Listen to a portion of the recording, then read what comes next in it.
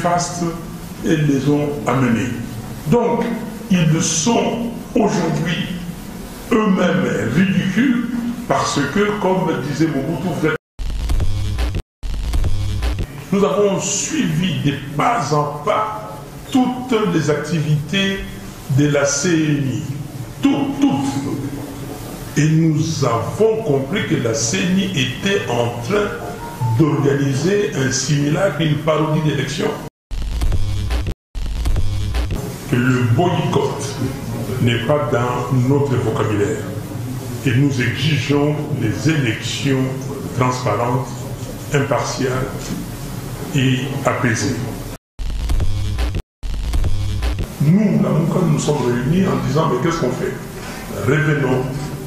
Parce que ce n'est pas les boycotts. Ce que nous cherchons, c'est la transparence. C'est les élections transparentes, les élections impartiales.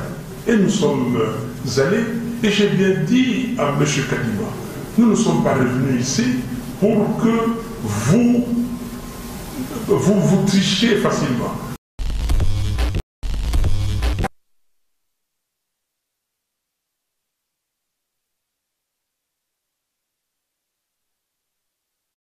Mesdames et messieurs, par son communiqué numéro 002/CENI/2024 du 5 janvier 2024, la CENI est passée aux aveux flagrants de la grande mystification électorale dont elle est auteure et instigatrice. L'annulation des élections législatives nationales et provinciales dans 2 circonscriptions électorales et l'invalidation des 82 lampistes de la tricherie est une fuite en avant de Denis Kadima et de ses complices pour se soustraire de ce qui engage leurs responsabilités personnelles dans les chaos et les désordres électoraux que notre pays déplore à ce jour.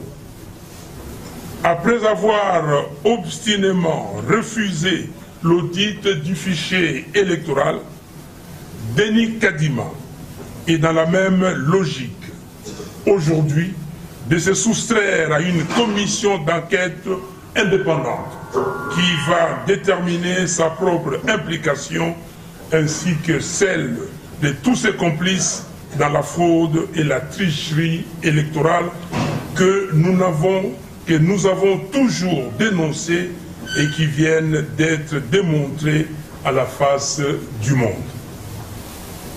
La simple analyse de la liste des 82 sacrifiés démontre que la fraude s'est disséminée sur toute l'étendue du territoire national. Ceci implique en réalité qu'elle a des dimensions beaucoup plus graves, surtout lorsque l'on constate que les bénéficiaires de machines à voter sont tous, globalement, de la même famille politique de M. Tshisekedi et ont les statuts étatiques, ministres, sénateurs, gouverneurs, députés, bourgmestres, etc., etc. Par quelle magie, dans une élection combinée, avec un seul bulletin de vote, la CENI peut nous expliquer que seules les législatives ont été corrompues et pas la présidentielle. Ceci atteste la complicité entre la famille politique de M. Félix Tshisekedi, les organes de l'État et la CENI. Raison pour laquelle la CENI est toujours dans l'incapacité de répondre à des questions aussi fondamentales que le nombre de bureaux de vote qui ont effectivement ouvert, le nombre de machines à voter réellement déployées, le nombre de bulletins de vote imprimés et aussi le nombre de machines à voter qui ont été mises à la disposition de la famille politique de Félix Tshisekedi pour orchestrer la fraude que nous décrions. Par ailleurs, cette situation démontre de manière irréfutable que la CENI, à tous les niveaux, est non seulement actrice de la tricherie qui a eu lieu, mais plutôt instigatrice. La CENI de M. Kadima a prêté main forte à la tricherie dès lors que le monopole de la détention des machines à voter relevait exclusivement de sa responsabilité. Nous réitérons notre exigence de l'annulation totale du simulacre d'élection du 20 décembre 2023 à tous les niveaux et la mise immédiate à la disposition de la justice de M. Kadima, des membres de la CENI, de leurs complices et de tous les autres acteurs de la fraude électorale. Par ailleurs, nous appelons à tous nos compatriotes, y compris les 82 lampistes déjà cités, de dénoncer la chaîne de distribution des machines à voter et tous les acteurs de cette entreprise criminelle ayant contribué à voler au peuple congolais ses voix et l'expression de sa souveraineté. Dès maintenant, nous réitérons notre appel à notre peuple, conformément à l'article 64 de la Constitution, d'entrer en résistance pour faire échec à cette fraude avérée qui ne passera jamais. Je vous remercie. Donc, si vous nous suivez, nous avons obtenu que le boycott n'est pas dans notre vocabulaire et nous exigeons les élections transparentes, impartiales et apaisées. On n'a jamais boycotté, mais nous avons fait pression. Aujourd'hui, tout le monde nous donne raison. Nous avons fait pression parce que nous avons mis en place au sein de l'AMUCA ce que nous avons appelé la COEL, la coordination des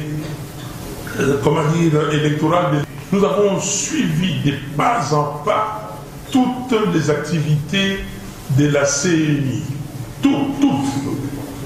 Et nous avons compris que la CENI était en train d'organiser un simulacre, et nous l'avons dit. Et nous avons signé avec les autres candidats de l'époque des déclarations 5 en disant que nous n'accepterons jamais une parodie d'élection. Il fallait faire une pression, il fallait qu'il y ait quelqu'un ou un groupe qui fasse pression. Nous avons fait pression en disant à la CENI, s'il n'y a pas d'audit du fichier électoral, parce que c'est la chose la plus importante. Rappelez-vous qu'en 2018, on revendiquait deux choses.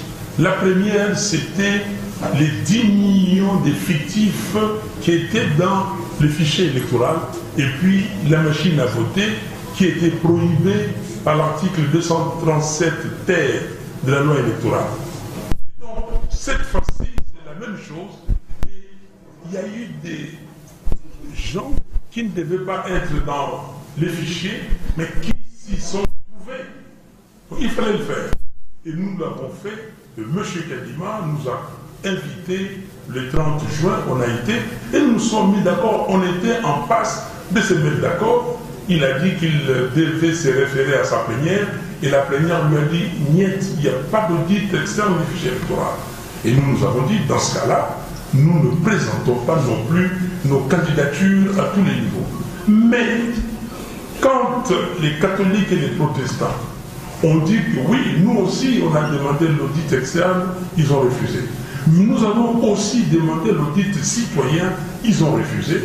Et maintenant, nous allons les avoir en allant devant le bureau des votes, bureau par bureau, et filmer les résultats qui seront proclamés, qui seront publiés et affichés pour que nous, quand nous sommes réunis en disant mais qu'est-ce qu'on fait?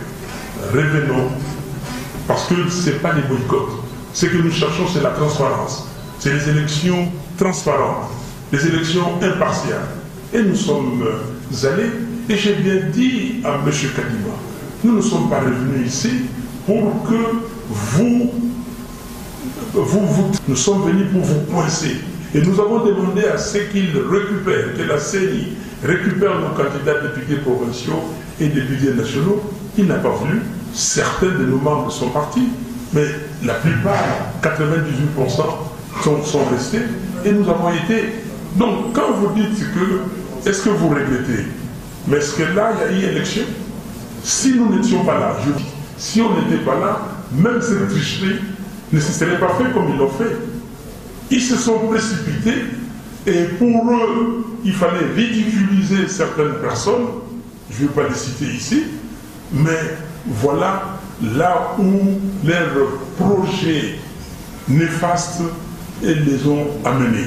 Donc, ils sont aujourd'hui eux-mêmes ridicules parce que j'aime ici, mais les gens de mon âge, peut-être moins âgés que moi, doivent les comprendre. Ils disaient aux gens, mais même si vous voulez voler, vous y va quand même la maillenne. Si vous voulez voler, volez intelligemment. Même tricher, ils ne savent pas tricher. Mais qu'est-ce qui s'est passé? Ils ont été confondus.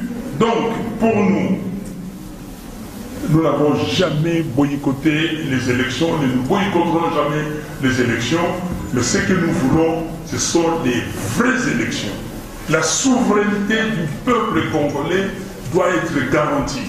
On ne peut pas mettre à la tête du pays, comme M. Tshisekedi, et vous le savez tous, qui n'a jamais été élu, et le mettre pour diriger ce pays. Je vous pose une question.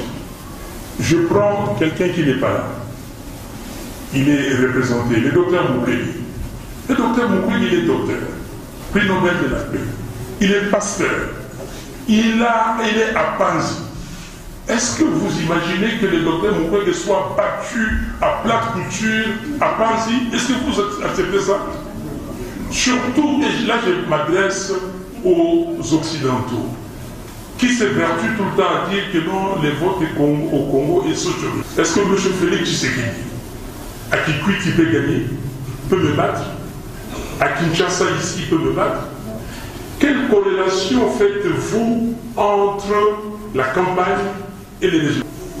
Je marchais d'Ndjili jusqu'à l'aéroport d'Ndjili jusqu'à Sainte-Thérèse. Vous avez vu le monde?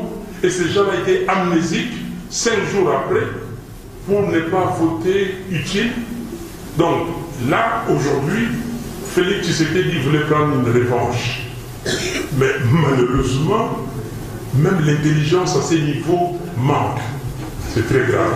En 2018, nous avons mis 220 000 témoins. Je vous le dis, 220 000 témoins pour la Mouka. Et nous avions des procès verbaux. Et nous avons constitué 26 cartons. Province par province, on a amené ces procès verbaux à la Cour constitutionnelle. Et on vient nous dire qu'on n'a jamais amené. Et Dieu merci que le juge Corneille Wassenda, dans son opinion dissidente, l'a bien spécifié. Que les avocats de Fayoulou ont amené des PV, demandé à la partie adverse d'analyser ça et de tirer des conclusions. On n'a jamais fait. Cette fois-ci, je peux vous dire qu'on a fait plus de 220 000. Si vous prenez tous les candidats ici réunis, c'était plus de 300 000 témoins. Mais est-ce que les témoins ont amené des PV? On n'a pas de PV. Les témoins, on les chassait des bureaux. Vous êtes témoins vous-même. Vous les avez vus. Vous avez vu nos témoins être chassés des bureaux de vote. Alors vous parlez de quels témoins? Les évidences sont là. Ce n'était pas une élection. M. Tshisekedi et M. Kadima et M. Toto, parce qu'il faut l'ajouter, lui aussi, ils se sont concertés pour laver l'opprobre de 2018.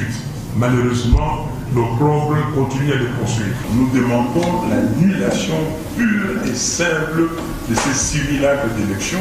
Et donc, nous demandons à la SADC, c'est notre organisation sous-régionale, à l'Union africaine et à tous les sages africains et d'ailleurs, comme on dit à Cameroun, donc de venir ici, de nous mettre autour d'une table pour discuter. Et nous avons discuté. Il n'y a pas de secret, il n'y a pas, comment dire, à tourner en rond. En 2016, vous avez vu qu'on n'arrivait pas à trouver des solutions. Le président Denis Sassou Nguesso et le président Eduardo dos Santos de l'époque pour l'Angola avaient demandé à nos évêques de traverser à Brazza et les évêques sont revenus, nous avons tenu les dialogues de la Cinco qui a produit l'accord de la Saint-Sylvestre. Aujourd'hui, nous ne pouvons pas échapper. Félix Tshisekedi ne peut pas continuer à se conduire comme quelqu'un qui n'a pas de loi, qui n'est pas encadré. Il y a des limites. Ces pays, il y a des limites. La loi, c'est la limite. M. Kadima a systématiquement violé la loi électorale. Il se disait, bon, nous sommes au Congo, et comme il n'y a pas de limites, j'y vais. Mais il a compris qu'il y a des limites. Il a compris que la population, c'est la limite. La loi, c'est la limite. Et nous revenons ici, encore une fois de plus, que vous, les juristes, quand vous allez devant les tribunaux, on juge de la forme et du fond. La forme ici, c'est la loi, systématiquement violée. Et le fond, maintenant, on vient de comprendre qu'il n'y a rien. Donc, nous attendons que les sages africains, en 2018, ils avaient dit qu'ils allaient venir. Ils ne sont pas venus. Aujourd'hui, si ces sages-là ne viennent pas, nous demandons aux sages congolais de se mettre dans la danse. Quand nous faisons des manifestations et qu'on nous dit, l'hôtel de ville ne dit rien, il dit que je prie acte. Vous voyez les gens dans les rues de Kinshasa et même ailleurs. Ici, le peuple congolais a son concept, sa conception de la vie. Il ne veut pas se faire tuer. Aujourd'hui, M. Mobila a organisé une manifestation, j'ai vu un Ngouma là-bas. Est-ce qu'il a demandé à l'hôtel des villes de prendre des actes pour cette manifestation? Et pourquoi les gens sont venus? Et s'il vous plaît, à vous et aux étrangers, aux occidentaux qui sont ici, le peuple réagit à chaque fois. Mais le peuple ne veut pas être tué parce que le régime Tshisekedi est barbare. Parce que M. Tshisekedi a mis en place une milice. Une milice qui vient avec des machettes. Vous avez vu les mercredis de la semaine dernière, quand nous étions devant les sièges des résidés. Vous avez vu le nombre de jeunes gens, des forces de progrès avec des machettes. Moi j'ai des membres de doigts coupés, vous avez vu ça. Mais que fait l'État? Que fait le procureur général de la République pour mettre hors d'état de nuire ces gens? Le peuple est prêt, mais laissez le peuple manifester librement. Et vous allez voir. Alors, je reviens sur la question des 82 candidats invalidés. Quelle est la démarche pour contrer? Monsieur, il n'y a pas de démarche pour contrer. La seule démarche, c'est ce que nous avons dit. Il faut annuler ces simulacres d'élection. Il n'y a pas autre chose. Ça se voit au grand jour, et ça s'est vu au grand jour, qu'il y a eu tricherie planifiée. Alors, pourquoi cette union, maintenant pas avant? Vous n'avez pas vu l'union avant? Le 14 avril de l'année dernière, je n'étais pas à Lubumbashi. Nous n'avons pas fait de déclarations ensemble. Mais si maintenant, chacun dit qu'il est candidat, moi je peux vous dire, je vais citer Pierre Lumbi, paix à son âme. Pierre Lumbi me disait, Martin, tu sais que nous pouvons avoir 2, 3, 4 candidats de l'opposition. Les candidats de Kabila n'arrivera pas à la deuxième ou à la troisième position. Élection normale. M. Tshisekedi ne pourrait même pas être quatrième. S'il y a une élection normale, et nous sommes alignés comme on était alignés, Tshisekedi ne pourrait pas arriver à la quatrième position. Je vous le garantis. Avec des pourcentages normaux. Donc ici, il ne s'agit pas on ne s'est pas entendu aujourd'hui, c'est notre pays qui a des problèmes. Notre pays est en train d'être ballotté. Si nous ne faisons pas attention, on n'aura pas ce pays dans son état actuel, dans son intégrité que nous avons aujourd'hui. Donc vous voulez qu'on continue à laisser chacun de son côté? Mais c'est ça le patriotisme, c'est ça l'essence de la responsabilité. La responsabilité nous commande que nous devons nous unir. M. Tshisekedi, s'il était patriote et s'il était responsable, il devait se dire le pays est en danger. Et je dois, moi aussi, rejoindre les patriotes qui demandent l'annulation de ces élections et qu'on se mette autour d'une table pour discuter des vraies élections et que le meilleur l'emporte. Ngobila, comme président de la République de ce titre, a envoyé des gens pour manifester à Mouma. Mais avant tout, Ngobila a envoyé des centaines de gens manifester devant les sièges de la CENI aujourd'hui. Je dis bien des centaines de gens. À la veille de notre dernière manifestation, nous étions à l'hôtel de ville, j'étais en face de vous. Il m'avait dit de payer, vous n'allez pas marcher devant les sièges de la CENI, parce que c'est inviolable. Deuxièmement, parce que c'est la Gombe, c'est une zone neutre. Maintenant, comme on dit toujours, l'injustice finira un jour par vous atteindre si vous ne la combattez pas. Mais Ngobila aujourd'hui, c'est fait passer pour une victime. Et il a envoyé les gens là où il nous a interdit la fois passée. Mais j'aimerais m'adresser à vous parce que c'est nous qui allons marcher. Et nous allons marcher. Tout le monde dit ici à 15 on va marcher. Bientôt nous serons là. Et vous allez le voir. Souvent quand Ngobila nous dit Ngobila c'est une zone rouge ou neutre, plutôt Ngobila c'est une zone rouge ou neutre, vous dites oui on vous a interdit.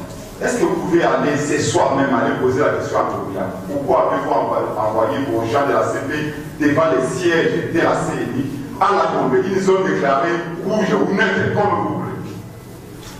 Nous vous prenons à témoin parce que souvent vous relayer les choses sans parfois discernement.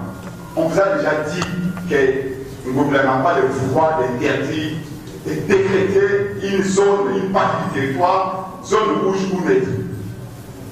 Et donc, c'était très important qu'on vous dise que prochainement, quand nous allons sortir, ne venez pas vous les médias nous dire oui, c'est une zone rouge, oui, c'est une zone neutre, Ngobila n'en a pas le pouvoir. Et comme chef de parti, j'ai décidé de vous préciser parce que nos militants se préparent pour des manifestations, comme il a été dit ici par tous les candidats. Merci beaucoup.